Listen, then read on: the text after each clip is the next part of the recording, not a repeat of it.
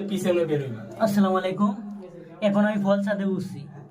ফল ছাদে দেখেন, ফল ছাদের অবস্থা কি করছে দেখেন। আস্তে আস্তে ফল ছাদ মূলত তাকে কিছু রাখার জন্য, মানে যে কোনো কিছু একটা কিছু রাখার দরকার লাগলে এটা ফল ছাদের উপর রাখে, কিন্তু এখানে যে কাজটি করছে এখানে ফল ছাদ করার মানেটা হইলো কি, মানে কোনো রাখার কোনো জায়গা নেই। এখানে দেখেন 4 ইঞ্চিটা ঘুরাইয়া গাড়াইয়া এদিক দিয়ে করছে, যাই হোক করছে, কিন্তু 1 ইঞ্চি ওয়াটার ওয়ারিং আরো বেশি ভয়ঙ্কর। এখানতে ওই দিক দিয়ে আননি এখানে প্রায় 2.5 ফুট মাইজে আনছে, আননি আবার এই দিক দিয়ে আনিয়ে জয়েন করে দিয়েছে, আবার ভিতরে আবার গেট বল দিয়ে সিপার মধ্যে, ওই যে সিপার মধ্যে গেট বল বা বল বল যেটাই বলেন সেটা দিয়ে দিছে।